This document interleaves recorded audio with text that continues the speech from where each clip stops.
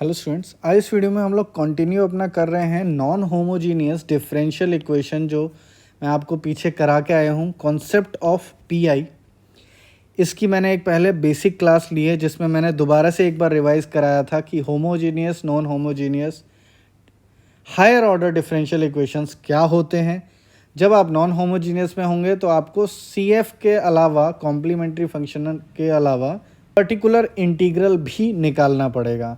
Particular integral निकालने के लिए, क्योंकि आपके जो इक्वेशन, ये आपका मैं कहूँ डिफरेंशियल इक्वेशन है, इसके आपको जो हैंड साइड में एक फंक्शन ऑफ एक्स रहता है, ठीक है। ऐसे ही केसेस में आप निकालोगे वो function of x. This can be of different types, ये भी मैं डिस्कस करके आया हूँ। इस वीडियो में हम ये डिस्कस करेंगे कि वो फंक्शन ऑफ एक्स अगर इस तरह का है, if it is like x is equal to e to the power A x. कोई भी क्वेश्चन हो सकता है, लेट से मैं कहूँ D square plus D Y equal to E की पावर 2x, ठीक है। तो ये आपका बन गया क्या, इसी तरह से। अब इनको किस तरह से आपको टैकल करना है वो मैं पहले आपको कॉन्सेप्ट बता देता हूँ, उसके बाद आपको मैं न्यूमेरिकल्स भी कराऊंगा। सो स्टूडेंट्स, सी एफ तो आपका जैसे आपको कराया था वैसे ही आएगा। पी आई को हम देखेंगे इस बार। कई बार क्वेश्चन आपका ऐसा भी आ जाता है सेशनल में, अगर मैं कहूँ, जो कि बोलेगा कि सीधा सिर्फ पी आई फाइंड करो, तो आपको सिर्फ पी आई करना है, सी एफ नहीं करना। बट अगर पूरा सॉल्यूशन मांगता है तो आपको सी एफ और पी आई दोनों निकाल के देने हैं, ठीक है। तो जब भी आपके पास इस तरह से होगा, x जो है that is e to the power A x. अब आप इसको देखिए, e to the power something मतलब 2x, इनको कंपेयर करोगे तो आपको पता लगेगा आपका a जो है यहाँ पर 2 है, ठीक है। तो अगर मैं कहूँ e to the power x ही है खाली, तो यहाँ पर a मेरा क्या बन गया, 1 बन गया। अब इसको ट्रीट कैसे करते हैं? ट्रीट आपको करना है, बहुत सिंपल है कि पी आई आपका जो हो जाएगा that will be equal to 1 divided by f D.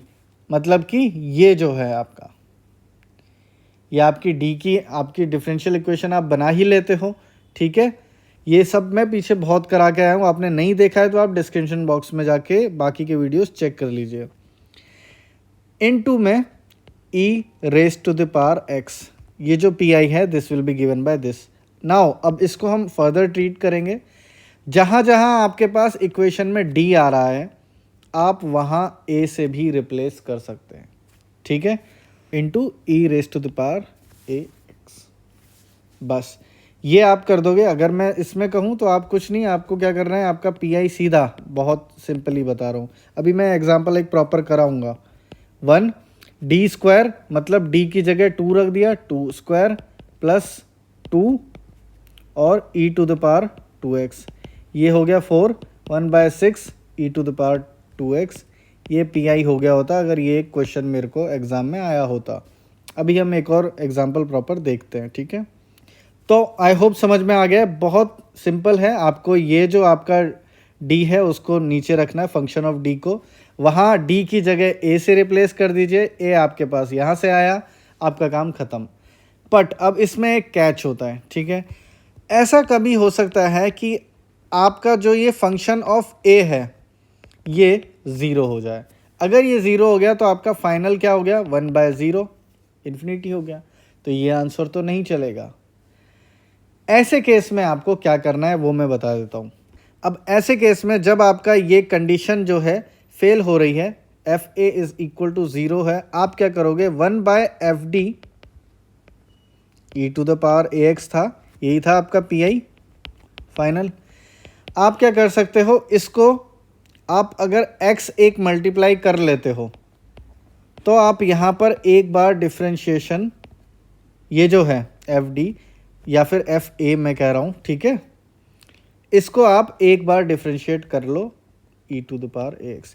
अब ये सब आया कहाँ से, that mathematical thing I am not getting into, because मैं ये टारगेट बीटेक के स्टूडेंट्स को कर रहा हूँ। बीएससी स्टूडेंट्स को शायद ज़रूरत हो सकती है इन चीज़ों की, बट बीटेक में आपको मतलब नहीं है। आपको बस याद रखना है कि अगर मेरा कंडीशन फेल होता है तो मैं एक बार डिफ्रेंशिएट कर लूँगा, यहाँ पर एक्स कर दूंगा, ठीक है।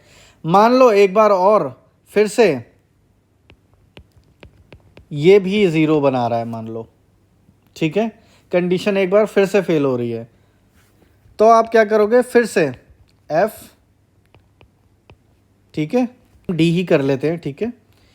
This will be equal to, अब जैसे यहाँ करा था, एक बार डिफ्रेंशिएट किया था तो x कर दिया था, तो simple x square 1/f double dash a e raise to the power a x, simple as that.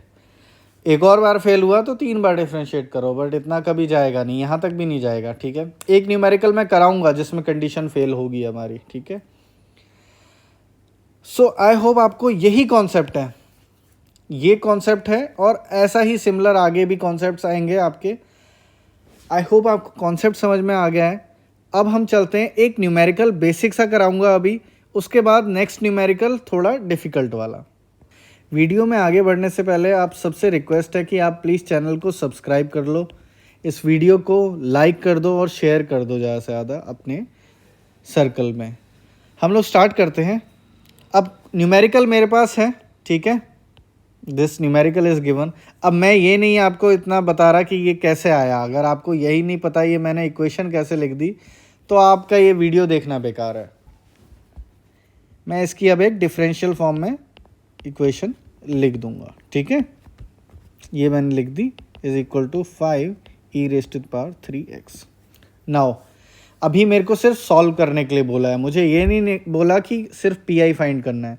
तो मैं क्या करूँगा, ऑक्सिलरी इक्वेशन बनाऊँगा सबसे पहले, क्योंकि आप सी एफ निकालोगे। सी एफ के लिए आप ऑक्सिलरी इक्वेशन बनाते थे। मैंने इसीलिए बोला था आपको कि आपकी जो होमोजीनियस वाला है पार्ट, उसकी बहुत ज़्यादा प्रैक्टिस आप जब नॉन होमोजीनियस करोगे तभी हो जाएगी, क्योंकि यहाँ पे आपको बार बार ये चीज़ करनी पड़ेगी। अब ये जो आ गया इक्वल टू में, इसको मैं और कर लेता हूँ 3 स्क्वायर, ये आपके m आ गए -3। अब ये चीज़ मैंने आपको सिखाई ही थी कि सी एफ अगर इक्वल रूट्स हैं तो c1 plus c2x e raise to the power जो भी आपका आया है factor, that factor into x, ठीक है। ये आपका सॉल्यूशन आधा आ गया, यहाँ पे मेरा आधा सॉल्यूशन सी एफ हो गया। अब जो अभी हम सीख के आए हैं पी आई, वो देखते हैं। अब पी आई आप देखिए, पी आई के लिए मैंने क्या बोला था आपको क्या करना है, सबसे पहले 1/f(d) लिख लेना है, e raise to the power x जो भी है, जो आपका यहाँ पर है, ये इसको एज इट इज़ लिख लेना है, ठीक है। आपको यही बताया था, e raise to the power ax ऐसे लिख लेना है, ठीक है। यहाँ पर वो कैसा बनेगा, क्वेश्चन आपका जो है दैट इज़ दिस ओनली, ठीक है। यहाँ पर मैं इसको कर देता हूँ d square plus 6d plus 9, ठीक है। 5 कांस्टेंट है, let it be e raise to the power 3x, ठीक है। अब करना कुछ नहीं है, यहाँ पर आप देखिए e raise to the power ax, तो a मेरा क्या बन गया यहाँ पर, a इज इक्वल टू 3। जहाँ जहाँ d दिख रहा है वहाँ रिप्लेस कर दूंगा with a।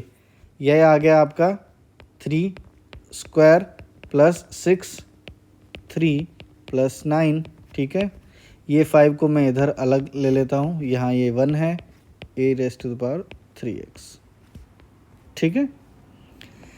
Now this will be 5 e raise to the power 3x by 36। The complete solution, exam में पूरा ऐसे ही आपको करना है। कंप्लीट सॉल्यूशन इज़ आपका जो y आएगा that will be c1 plus c2x e raise to the power -3x plus 5 e raise to the power 3x by 36।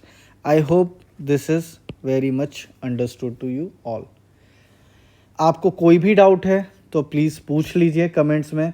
Video बहुत ज़्यादा लंबा नहीं करना चाहता हूँ, इसलिए मैं एक जो आगे न्यूमेरिकल्स हैं उनको नेक्स्ट वीडियो में कवर करूँगा, वो थोड़ा सा डिफ़िकल्ट रहेगा जिसमें केस फेल होगा, ठीक है।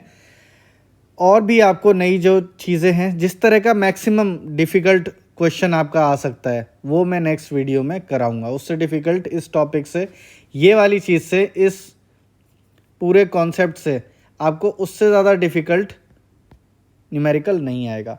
आई होप आपको वीडियो अच्छा लगा हो। नेक्स्ट वीडियो ज़रूर देखिए। 2 क्वेश्चन आपने कर लिए, सफिशिएंट है इस टॉपिक के लिए। Thanks for watching. Hare Krishna.